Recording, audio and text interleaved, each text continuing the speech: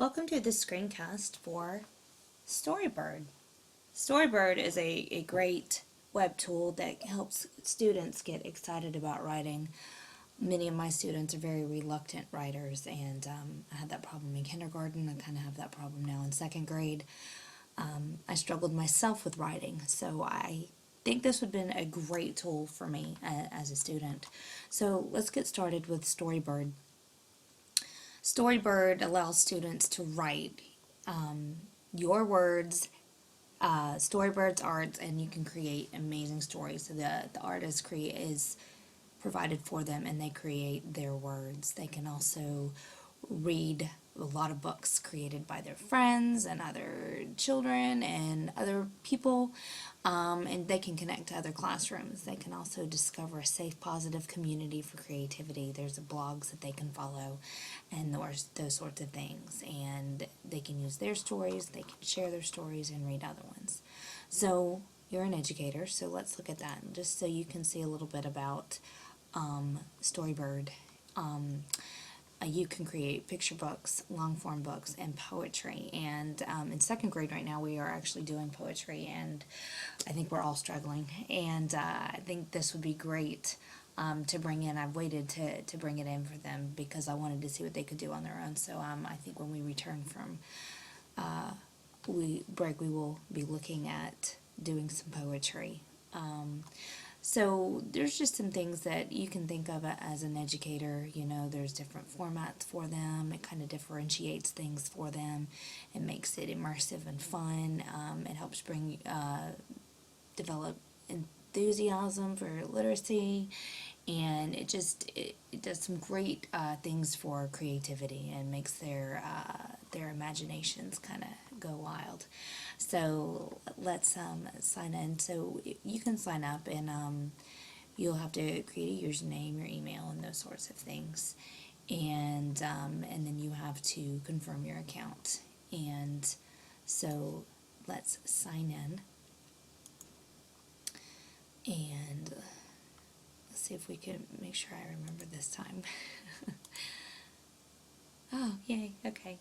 So I have my classes, and I can add and invite my students, and then my students can create their books, and I can give them assignments and give them a specific story that they can do. And then there's my library, and I'm going to show you a book that I created a little while ago, and I went and I looked at the artwork. So if you go and look at the studio, which is where we just were. Now if you right here, this is where you can write, and you can decide what kind of book you want to do.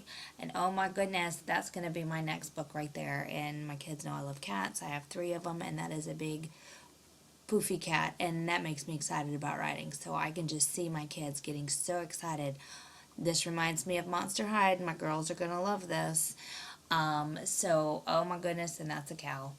All kinds of creativity going on, a bunch of creative possibilities here. So exciting. So they can just, pick different things. So what I did is I picked a picture, and then I started a book. And let me do that here. Say, oh, you know what, that's really cute. So I want to use that art, and I can either make a poem from it. And let me show you what it looks like when you want to make a poem, and give it a second as it loads. And it gives you words, and it gives you the same words it would have for picture, but the students can look at the words, and they can just, even if it's just a few. And that's one thing I like about this, because with poetry, the kids still want to make it into a paragraph.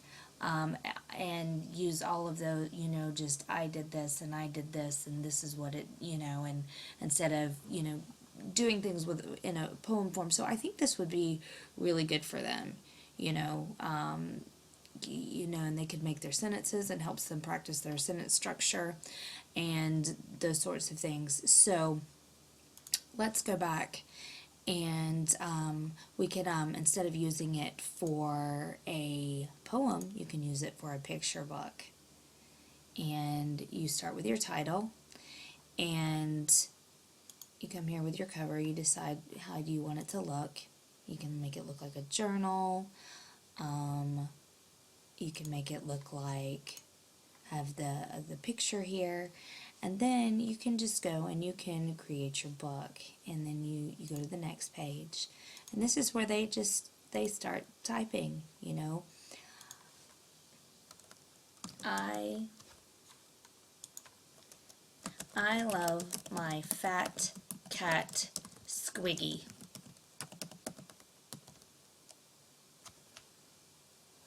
And then I can pick another picture. Maybe I even want to use the same picture for all of them. So then I'm going to go to my next page. And they can say, I add my page and think, oh, what can I do this time? Oh, I love my fat cat Squiggy. Oh, but I also like Bob my giraffe. Bob my giraffe is really fun. And then, of course, you could say, then after, you could go in and look at their library and you say, really? Well, why is Bob really fun? And there's just endless possibilities, and this is just an example, and it saves it as you go. And you can start a book, and then your friends can start it, can continue it. You can invite a collaborator. You can write books together. It'd be great. You know, you could share books between classrooms. So those are some really neat things. That one's untitled, unpublished. Now, the one I wrote a little while ago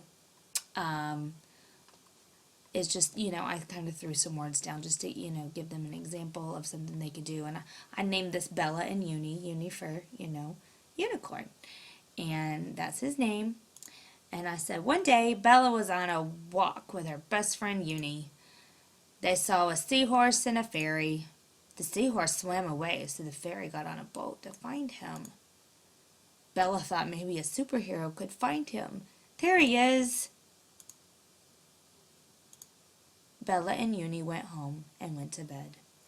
So you can even publish these so where you can buy them. But of course, this is just to really get an excitement about reading for your kids. And so if I come over here, the different things that I can see if I'm following, and I can look for writers and those sorts of things. And these are the things that I've created, and these are some things that you can read. And these are books that have already been created, and so maybe you need your kids to read something, and you know they're having a hard time getting excited about reading. So not only can you get them excited about writing, you can find things that they really like, you know, on their whatever is their interest level, their age groups, those sorts of things. Then of course there's poetry, which, you know, we're working on right now, and I really like these with the words, and that really helps them get away from the paragraph style. And then there's blogs for you to there's contests, there's things about different poems and those sorts of things for the kids.